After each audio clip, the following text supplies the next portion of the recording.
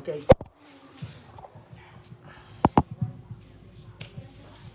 Amén. Bien, hermanos.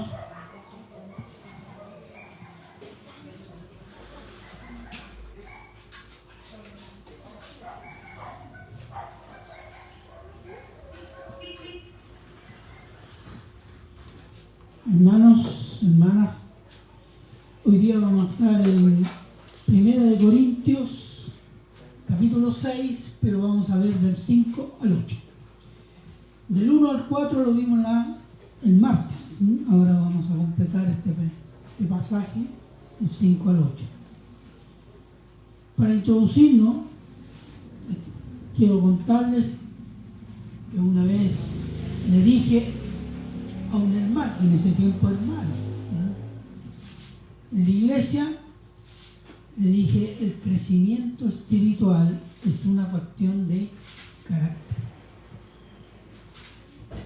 Cierre comillas.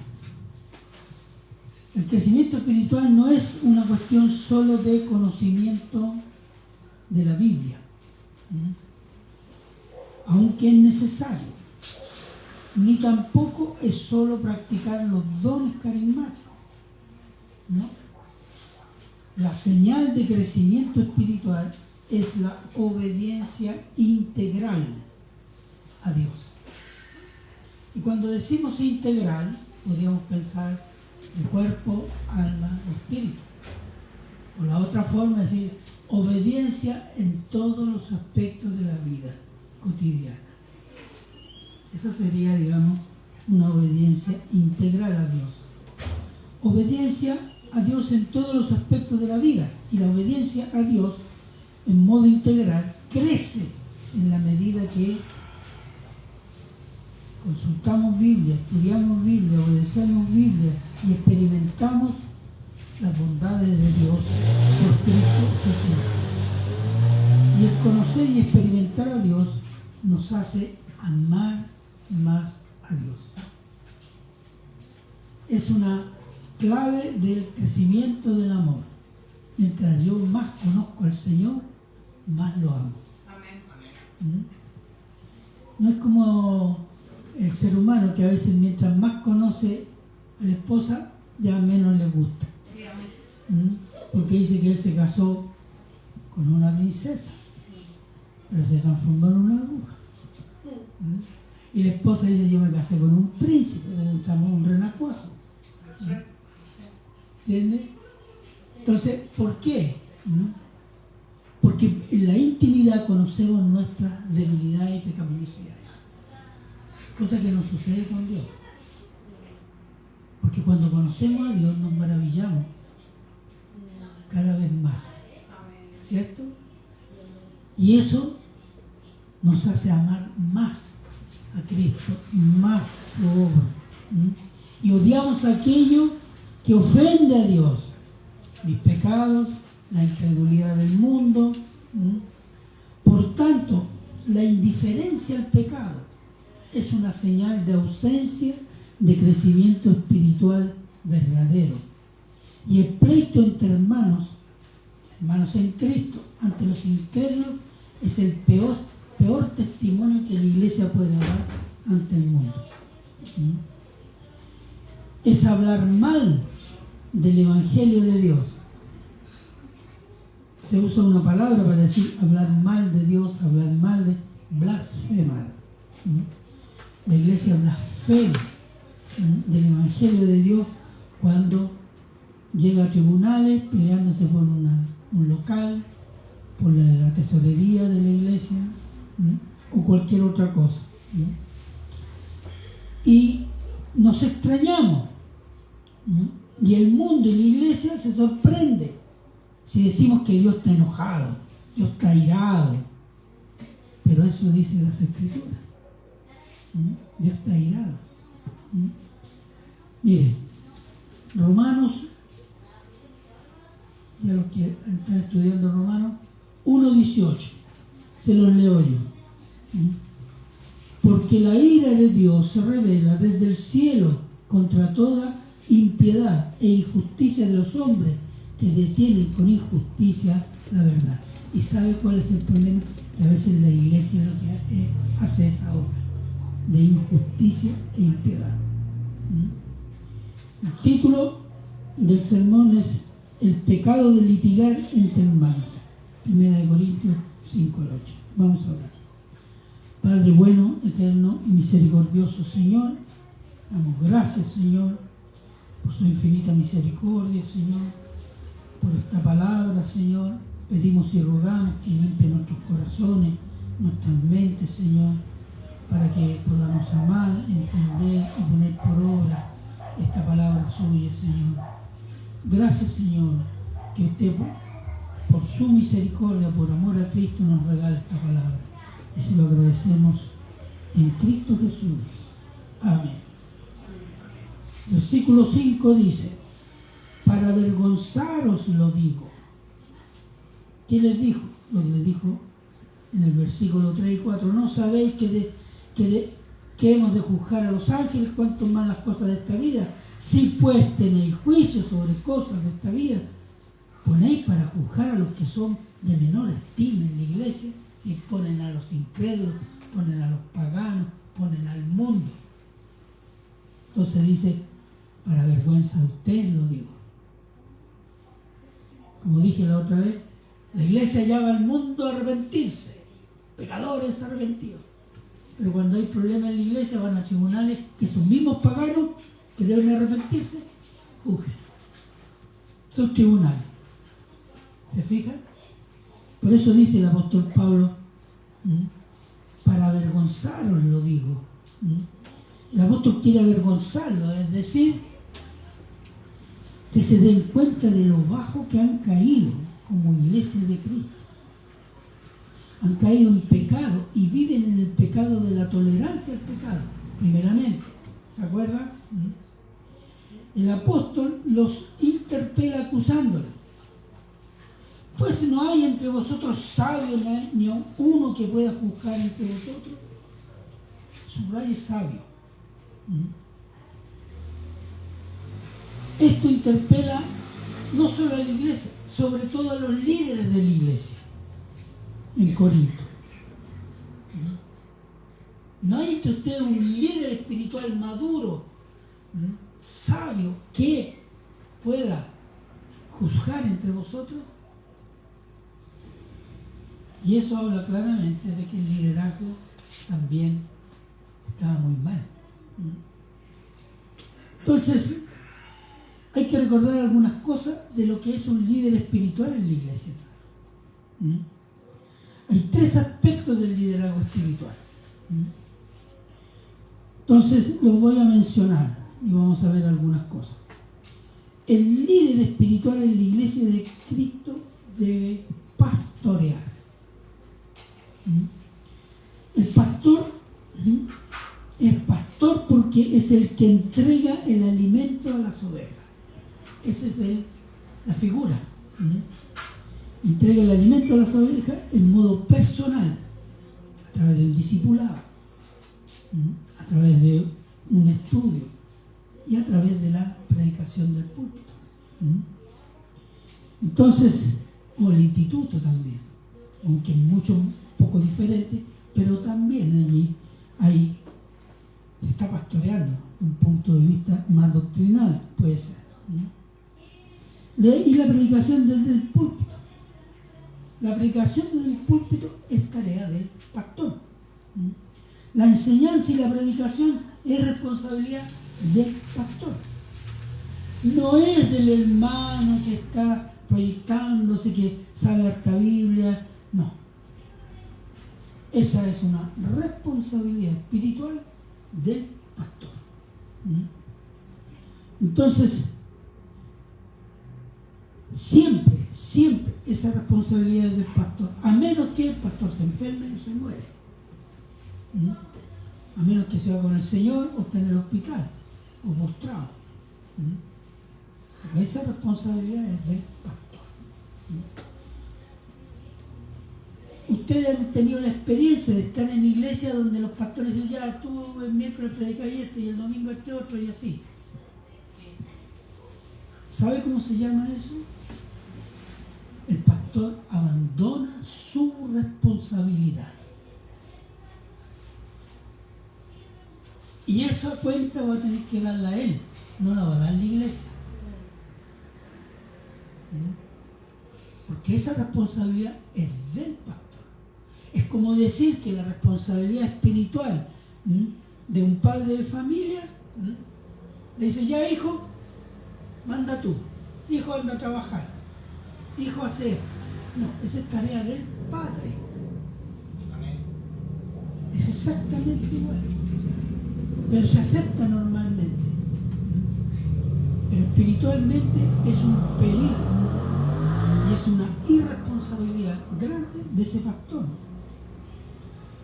El líder espiritual es obispo.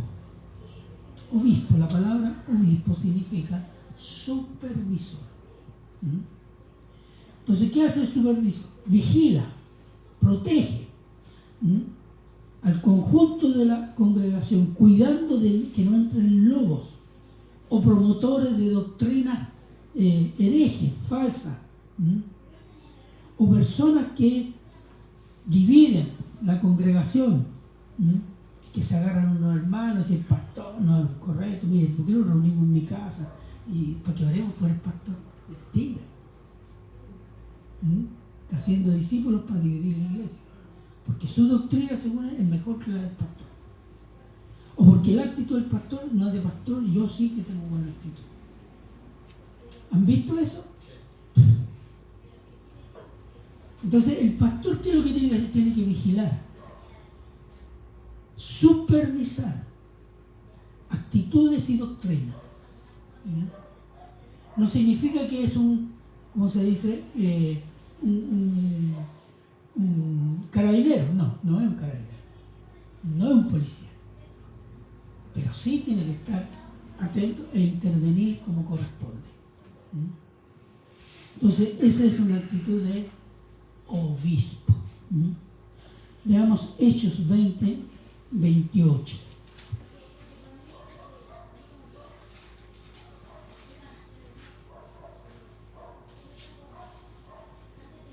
Por tanto, mirad por vosotros y por todo el rebaño en que el Espíritu Santo os ha puesto por obispos, para apacentar la iglesia del Señor, la cual Él ganó por su propia sangre. Por lo tanto, dice el principio, estén apacentando, pastoreando. ¿Qué más dice?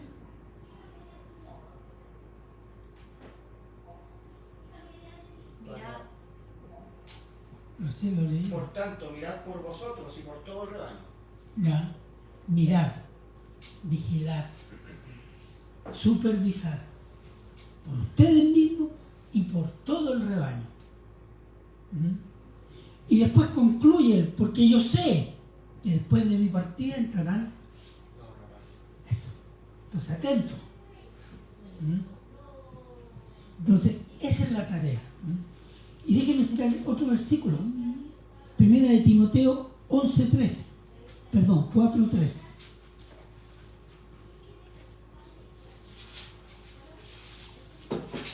¿Primera? Sí, primera de Timoteo 4:13.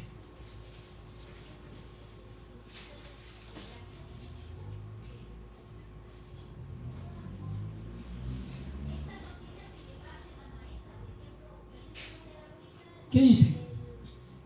Primera de Timoteo 4:13. ¿Quién lo tiene? Entre tanto que voy, ocúpate en la lectura, la exhortación y la enseñanza.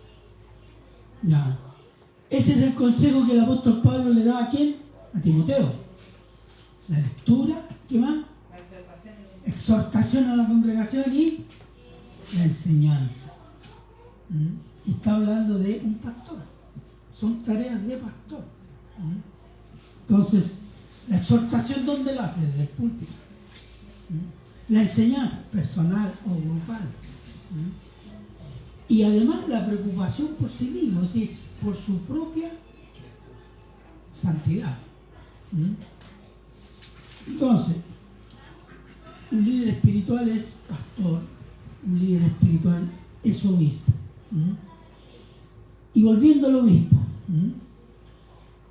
el líder espiritual tiene aquí que aprender a reconocer, y ese es un tema de experiencia y de sometimiento al Espíritu Santo, de aprender a individualizar el pecado, en actitud y en palabra a veces. Entonces, no puede ser indiferente, no puede dejar pasar ciertas cosas, porque si eso se desparrama, corre el riesgo de dividir y destruir la iglesia. Entonces,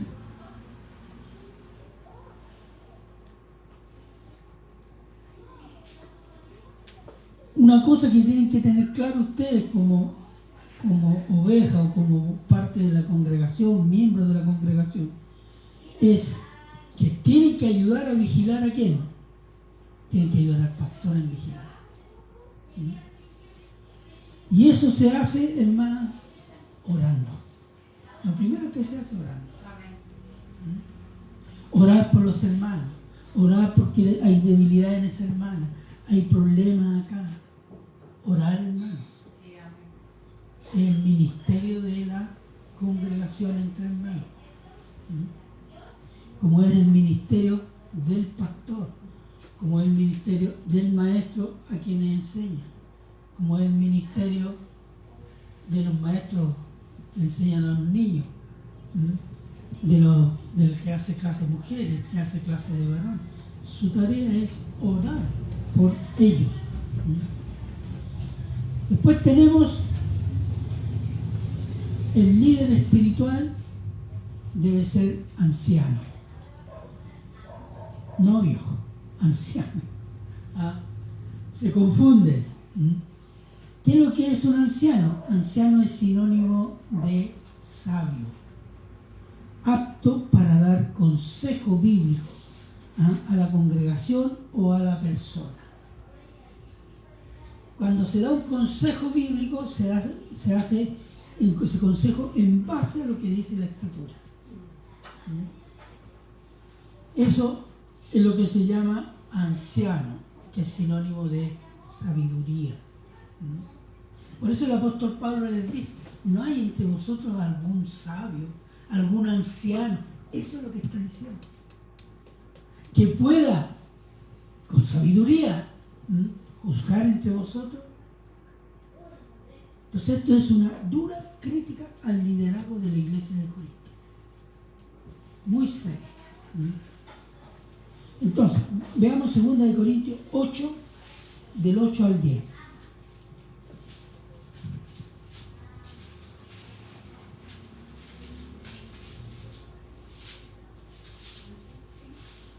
Amén. Ya, ¿qué dice? Dice, no hablo como quien manda, sino para poner... ¿Cuál dijo? 2 de Corintios 8, del 8 al 10. No hablo como quien manda, sino para poner a prueba por medio de la diligencia de otro, también la sinceridad del amor vuestro, porque ya conocéis la gracia de nuestro Señor Jesucristo, que por amor a vosotros se hizo pobre siendo rico, para que vosotros con su pobreza fueseis enriquecidos. Y en esto doy mi consejo, porque esto os conviene a vosotros, que comenzasteis antes no solo a hacerlo, sino también quererlo desde el año pasado. El apóstol Pablo se está refiriendo a la ofrenda a los santos de Jerusalén. Ellos llevaban un año, se había propuesto la idea de juntar una ofrenda para la iglesia de Jerusalén. ¿Por qué? Porque había dificultades muy serias, porque había una sequía. ¿Y sequía qué significa? Que no hay frutos de la tierra. Si no hay frutos de la tierra, no hay pan. Entonces, las iglesias de Macedonia se habían propuesto mandar una ofrenda a los santos de Jerusalén. Y fíjense cómo se refiere, hay dos palabras que se refiere el apóstol Pablo. No mando, o sea, no doy una cosa categórica. Mi consejo es esto. Y pone como parámetro, como dice, ¿qué cosa? Lo dice en el versículo 9, el amor de Jesucristo que se dio a sí mismo por nosotros. Entonces le está diciendo, ese es el parámetro del amor. Si tienen que dar, y seguramente van a dar, seguramente va a haber sacrificio. Y tengan presente que el que hizo más sacrificio fue nuestro Señor. Entonces, el consejo puede ser también privado. Entonces, se supone que la persona más anciana, es decir, más sabia, debería tomar, digamos, esa área de la iglesia. Y lo digo por que estas tres funciones del líder espiritual pueden estar concentradas en una persona, porque hay un solo pastor. Pero pueden estar repartidas en un equipo pastoral también. Porque hay iglesias que tienen 2, 3, 4 pastores. Por ejemplo, la iglesia grande. Por ejemplo, la iglesia de John MacArthur tiene como 30 y tantos pastores. Y tiene un pastor principal, obviamente, que es John MacArthur. Está Tolopilo, que lo acompaña en respecto, digamos, a los latinos. Pero hay otros tantos pastores que tienen mansiones pastorales divididas, porque son muchos en la iglesia, son muchos. Habla de 4.000 o 5.000 personas. ¿Cómo pastorea usted 5.000 personas? Hay que tener un equipo. Entonces ahí las mansiones pueden ser repartidas, porque pueden haber pastores que tienen mucha sabiduría para aconsejar, por ejemplo. Hay otros pastores que captan al vuelo cuando anda un pecado flotando en la congregación. Hay otros pastores que son muy buenos para enseñar y tienen grupos a los cuales le enseñan la Biblia. Mire, las funciones de estas tres funciones se pueden dividir en varias, según las necesidades y los pastores que hayan para implementarlas. El modelo pastoral del Nuevo Testamento es un equipo pastoral. No existe en el Nuevo Testamento la figura de un pastor. Eso es profundamente negativo. Y en el momento que hay un pastor, aparece en una de las cartas de Juan. Diótrefes, ¿qué hace Diótrefes? ¿Se acuerdan? ¿Qué hace Diótrefes? No deja que los hermanos hablen con los predicadores, y los que los acogen los echan. Y tampoco quiere recibir al apóstol Juan. Era un pastor.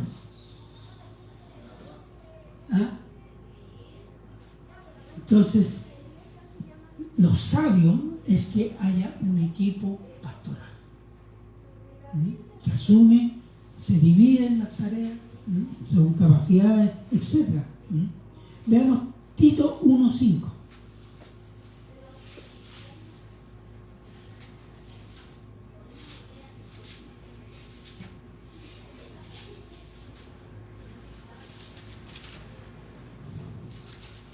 Amén. Ya. Por esta causa te dejé en Creta, para que corrigieres lo deficiente y establecieses ancianos en cada ciudad, así como yo te mandé. ¿Establecieras qué? Anciano o ancianos. Ancianos en cada ciudad donde hay una iglesia. ¿Se fijan? Plural. En la iglesia de Corinto eran varios los pastores, era un equipo. En la iglesia de Éfeso, cuando cita a los hermanos de la iglesia de Éfeso, cuando va camino a Jerusalén, fueron varios los pastores que fueron a congregarse, a reunirse con él, cuando él se despide. Entonces, ese es el modelo y ese es lo mejor para el funcionamiento del gobierno de la iglesia, es un equipo pastoral. Y es mi aspiración que esta iglesia tenga un equipo pastoral. Si crece, con el tiempo habrá que preparar otro pastor. Así comienza. Así que el apóstol Pablo mismo, siendo apóstol, tenía un equipo de colaboradores. Y que no eran solo simplemente colaboradores, espiritualmente eran personas maduras. Y muchos de ellos, con los años, cumplieron roles pastorales en las iglesias gentiles. Timoteo fue pastor de Éfeso. Tito fue pastor en las iglesias de Creta. Entonces, no estamos hablando de simples transmisores, no, hombres maduros que crecieron con él, se comprometieron con él y se transformaron en pastores, personas que podían guiar iglesias.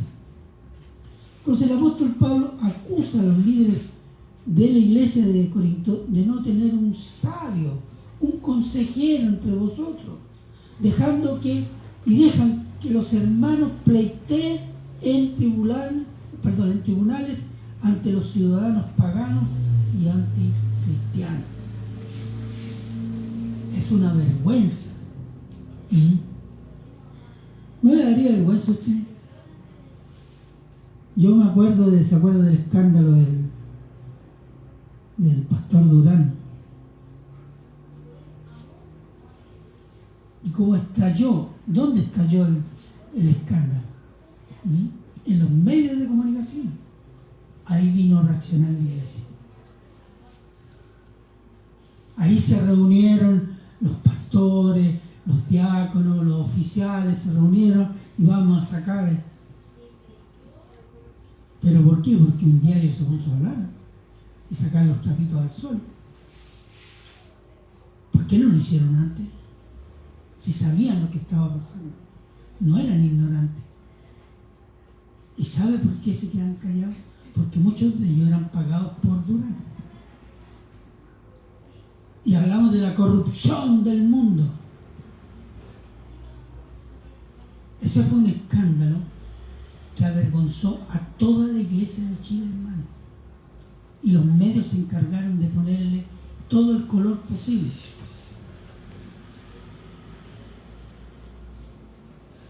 Hasta da vergüenza. Soy evangélico. ¿Y qué? ¿El pastor Durán? No, yo no soy evangélico. No, yo no soy canuto. Eso andaba diciendo mucha gente.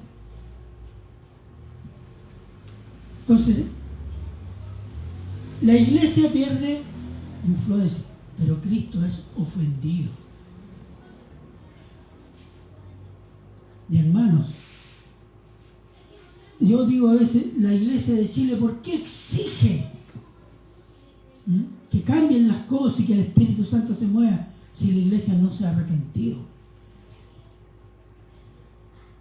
De iglesias que han desprestigiado, desvalorizado, ofendido a Cristo públicamente. Y no hay arrepentimiento público. Esperan otro escándalo. El escándalo del pastor Chávez, no me acuerdo cómo se llama. ¿Por qué salió a la luz? Por una entrevista, porque él se cree campeoncito y se lo comieron con zapatos. Morales. Y ahí saltó el escándalo, parecido, digamos, en menor escala, parece, del pastor Durán Las Plata. Dijo, voy a renunciar. Le explico, no voy a renunciar. Entonces, ¿qué poder del Espíritu Santo hay en la iglesia? Ninguno. Y es por esa razón. Y los medios se ríen, los periodistas se ríen de la iglesia y de Cristo. Y eso debería no solo avergonzar, apenarnos y orar para que el Señor limpie su iglesia y pueda levantarse un testimonio que honre su nombre. La limpieza viene. Pero bueno, eso es otro tema. Versículo 7. 1 Corintios 7 y 8. Dice, así que por cierto, es ya una falta en vosotros que tengáis pleito entre vosotros mismos. ¿Por qué no sufrís más bien el agravio? ¿Por qué no sufrís más bien el ser defraudado? Mire lo que está diciendo el apóstol Pablo. Así que, con toda seguridad, el tener pleito entre hermanos es una falta. Se la puso suave, falta. Es un error, una equivocación. No, es un pecado. Es un pecado. Entonces, si tener pleito entre hermanos es un pecado y es un fracaso espiritual, hermano. Es un fracaso espiritual. Porque ha prevalecido la carne. Pero es ya un pecado flagrante cuando ese pleito va a tribunales seculares. O sea, en vez de buscar la solución, buscamos la solución por el mundo y la carne, agrandamos el pecado, hermano. Se agranda el pecado. Sino que se acude a los tribunales públicos de los paganos, de modo que una falta de los hermanos, un pecado que el litigio se transforma en un pecado flagrante, un mal testimonio. Agréguele eso, la indiferencia de la iglesia al pecado, hablando del incesto, que vimos la otra vez. Y agréguele el pleito ventilado en los tribunales. O sea, tenemos 3 pecados aquí en la iglesia de Corinto. La indiferencia al pecado, pleito entre hermanos, y discusión de los pleitos ante los tribunales de los paganos. Entonces aquí tenemos pecado sobre pecado.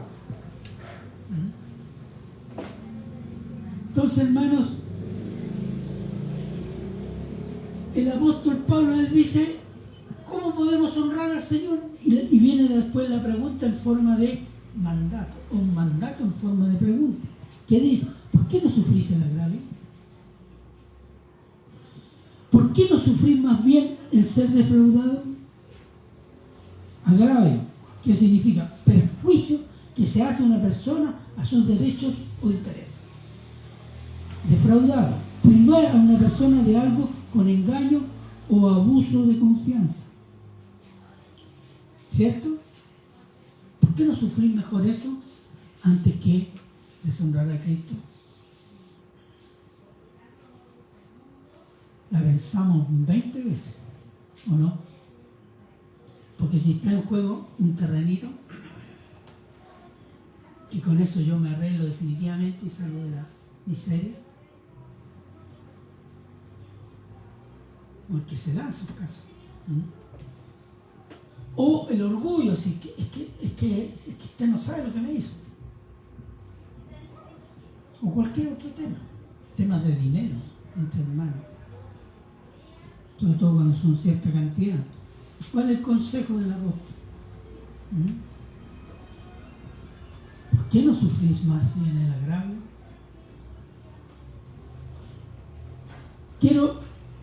Cuando estaba así me recordé de un pasaje, Primera de Reyes 3, 23 al 27.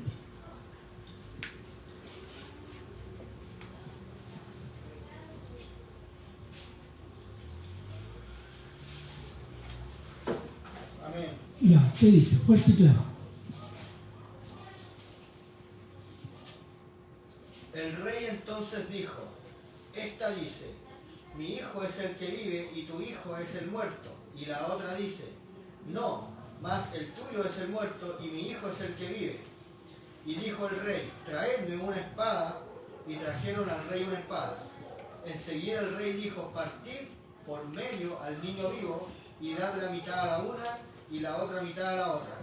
Entonces la mujer, de quien era el hijo vivo, habló al rey, porque sus entrañas se le conmovieron por su hijo, y dijo, ah, señor mío, dad a esta el niño vivo y no lo matéis.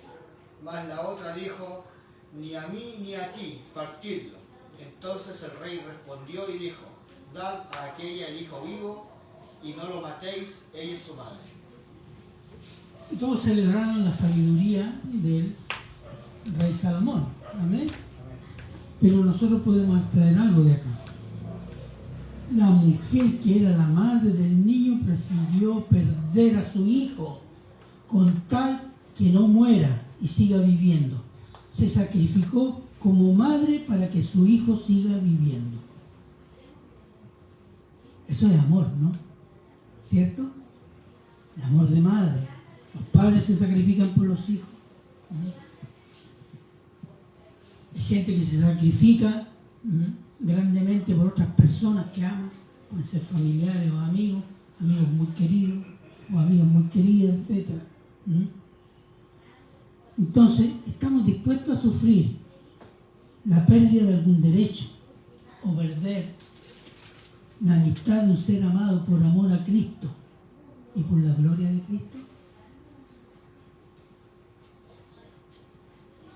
Ese es el dilema que le está poniendo el apóstol Pablo a la iglesia.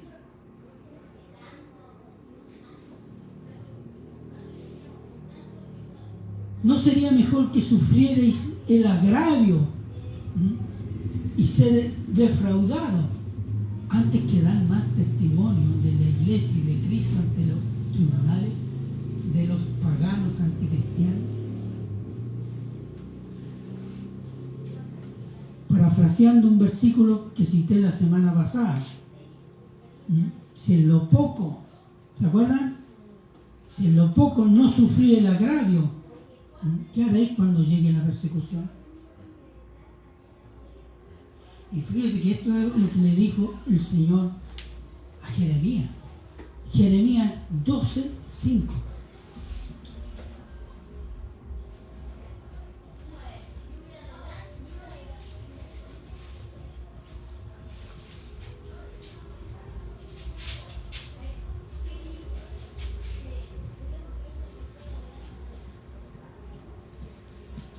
¿Qué dice? Jeremías 12, versículo 5.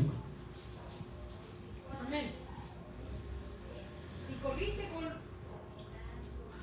corriste con los de a pie y te cansaron, ¿cómo contenderás con los caballos? Y si en la tierra de paz no estabas seguro, ¿cómo harás en la espesura del Jordán? Jeremías se quejó ante el Señor, porque además de nadie escucharlo, era despreciado. Más encima, su familia directa, no lo podían ver, hasta lo apedrearon. Entonces se quejó. Señor, mira, nadie. Es lo que haríamos nosotros. ¿Y qué le dijo el Señor? Mira, si tú andas a pie con ellos y te cansaste de predicarle, ¿qué vas a hacer cuando tengas que correr a caballo? Si en tiempo de paz tienes miedo, no te sientes seguro, ¿qué va a hacer cuando venga el tiempo de la persecución? Entonces habla de la espesura del Jordán, donde había muchos animales, mucho peligro. Y eso mismo le está diciendo a la iglesia: si acepten, sufran ser defraudados, agraviados, para no deshonrar a Cristo. Entonces, hermanos, si hoy, jueves 10, jueves 11 del 2021, la predicación en muchas iglesias desde hace muchos años es light, suave, sensual, motivadora, agradable a la carne y que exalta los derechos individuales, estar bien, tener dinero, no tener problemas, y que somos cristianos para estar bien sin problemas. ¿Qué sucederá cuando los gobiernos impongan leyes que limiten o prohíban la actividad de la iglesia y suframos penas de cárcel, pérdida de trabajo, ser funado todo el día? Ser funado es terrible, ¿eh? Hay gente que se ha desaparecido de las redes sociales y se ha cambiado de casa. Por ser cristiano, Yo le digo lo que va a suceder.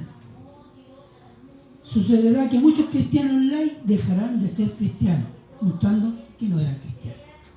Eso está claro. Otros formarán iglesias adaptándose a los requerimientos legales del Estado. Es decir, serán iglesias del diablo. Y otros que seguirán fieles a Cristo sufrirán el martirio, el agravio y el ser defraudado por la gracia de Dios. Nadie puede decir como el apóstol Pedro: Señor, yo voy a estar hasta el final. Mejor que no nos sintamos seguros y pidamos la gracia de Dios para ser fieles. Hechos 5:41.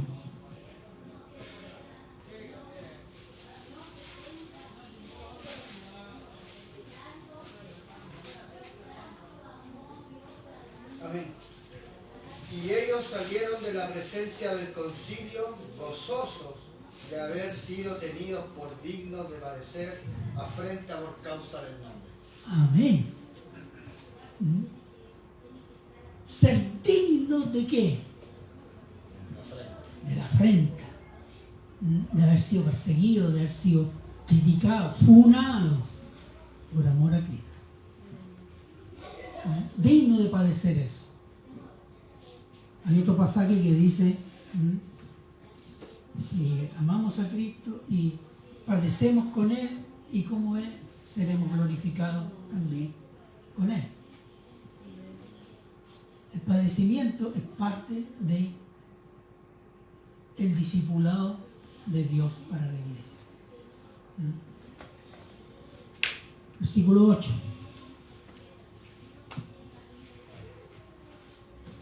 Pero vosotros cometéis el agravio y defraudáis, y esto a los hermanos.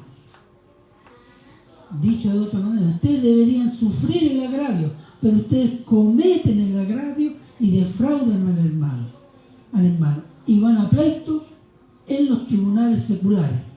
Pecan contra Dios, contra Cristo, contra la iglesia de Cristo, porque los derechos personales están antes que Dios, que Cristo y la iglesia. Hechos 20:35.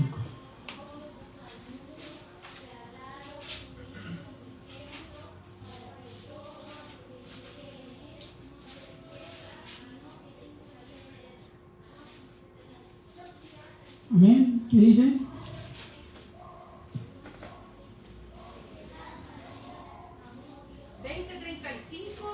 Sí. Amén. En todo os he enseñado que, trabajando así, se debe ayudar a los necesitados, y recordar las palabras del Señor Jesús que dijo: más bienaventurado es dar que recibir. Más dichoso, más gozoso es dar que recibir. Cuando amamos al Señor como prioridad, tenemos no solo el gozo, tenemos la paz y estamos en la plena voluntad de Dios. Porque cuando damos es el momento, y cuando damos con amor, sin digamos doble interés acá adentro, nos parecemos a Dios, porque así da Dios, por amor. Y esa es la bendición que Dios quiere darnos, que podamos dar generosamente por amor. Y aquí no se refiere solo del dinero, está hablando de dar la vida por los hermanos. Y dar la vida por los hermanos en circunstancias pacíficas, llamémoslo así. ¿Qué significa? Dedicar tiempo a los hermanos, participar mucho con los hermanos, y en tiempos de persecución tal vez cárcel o muerte a veces por los hermanos, que es lo que a veces les toca a los pastores. ¿Y por qué atacan los pastores? Porque mire, el mundo será perverso, corrupto, pero no es tonto. Es necio para las cosas de Dios, pero para las cosas del mundo es astuto. Ellos Cuando ven una iglesia, dice quién es el líder o los líderes, saquemos los líderes y la iglesia se desarma. ¿O no? En Oriente, en Vietnam, en China, en Birmania, en Corea, en Irán y en el Oriente, ¿a quién van a buscar? A los pastores y sus familias. Y así quieren sembrar el pánico en los demás.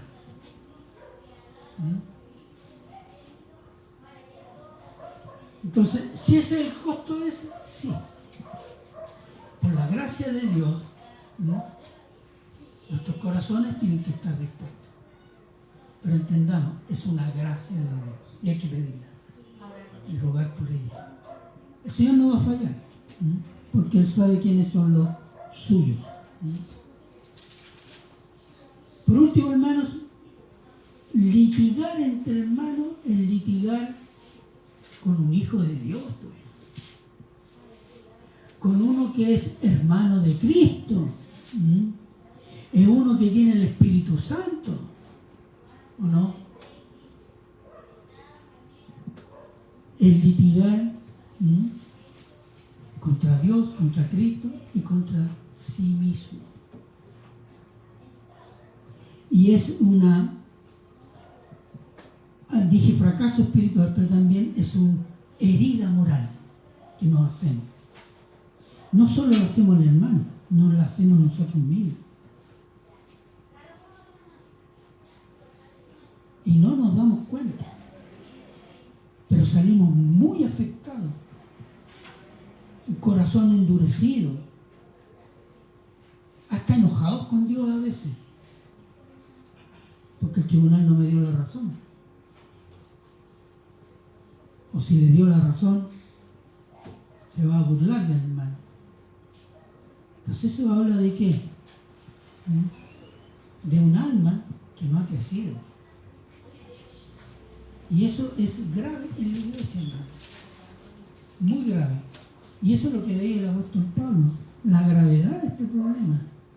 Que no es solo como testimonio público, sino las consecuencias espirituales dentro de cada uno de los participantes del litigio.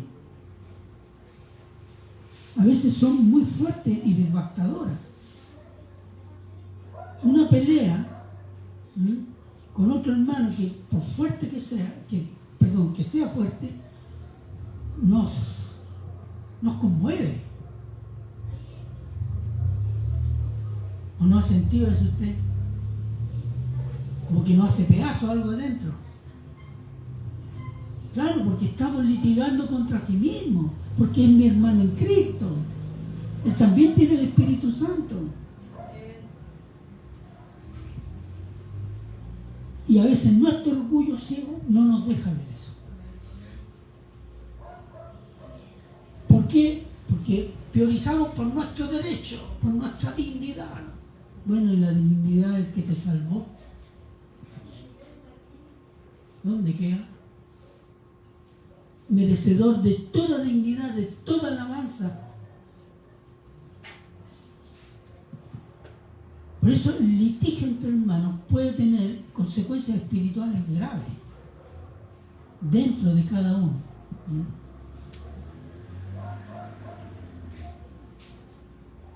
Ahora, se supone que si hay un litigio hay que tratar de abonarlo, decir consejo, perdonar, soportar, amar, como dije la otra vez. Ahora, si es un hermano que insiste en eso, Dios lo va a disciplinar. No se escapa.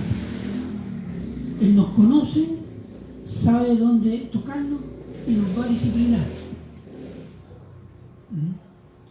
Pero si es un hermano incrédulo, ya digo hermano, porque está en la iglesia le decimos hermano, pero si es un incrédulo, está bajo juicio. Está bajo juicio. Y déjeme decirle que los que asisten a la iglesia y no son cristianos, se van. En algún problema, en algún inconveniente o en alguna situación de él, se va de la iglesia. y no se congrega en ninguna otra parte más. Eso revela que no era cristiano.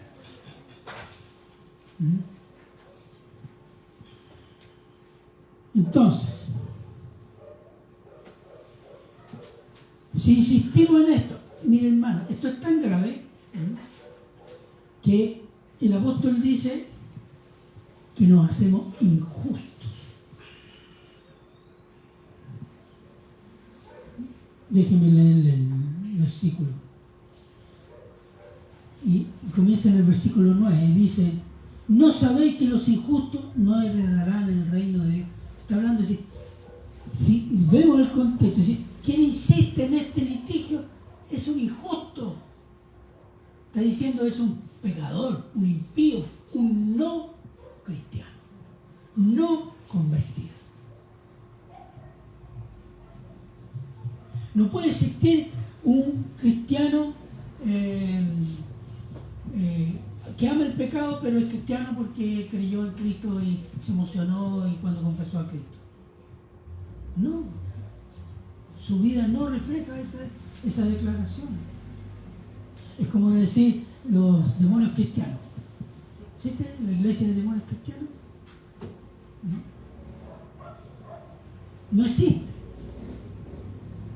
Hoy si existe en eso, no, es nada, es que una vez una declaración no sirve. Aunque esté en la iglesia. Dios conoce los corazones.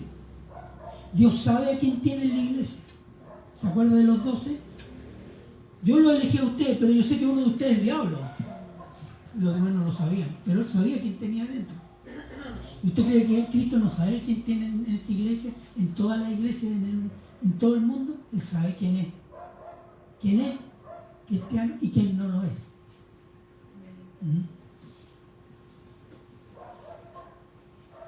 Gloria a Dios. Entonces, concluyo. El litigio entre hermanos, si no se resuelve, se transforma en un pecado que puede influir en la iglesia en una división. Peor todavía si ese litigio se lleva a tribunales seculares, porque ya está implicando un testimonio público, que andamos desparramando a Cristo por todos lados, de la peor manera. En Romanos, para concluir, lo pasé por alto, Romanos 2, vaya Romanos 2.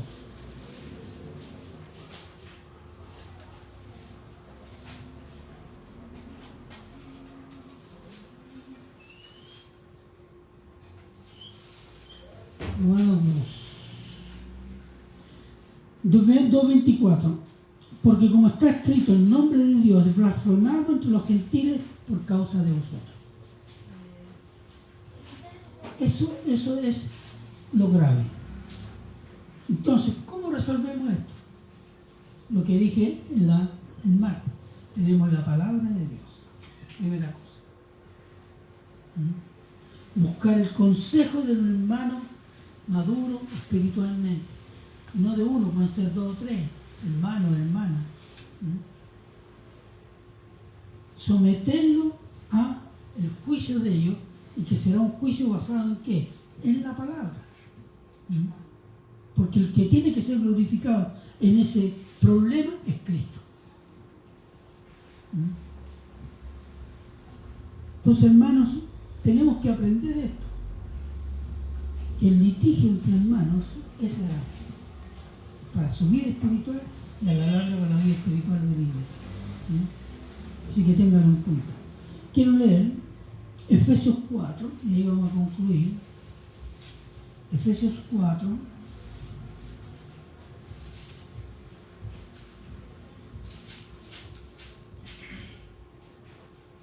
(31-32) dice: quítese de vosotros toda amargura, enojo, ira, gritería, maledicencia y toda malicia. Antes, sed benignos unos con otros, misericordiosos, perdonándoos unos a otros, como Dios también os perdonó a vosotros en Cristo. Amén. Oremos. Padre eterno y misericordioso Señor, damos gracias, Señor, por su palabra, Señor, por las cosas los consejos y mandatos que que podemos extraer de esta palabra, Señor, a partir de la amonestación y la enseñanza que hace el apóstol Pablo a la iglesia de Corinto. Gracias, Señor.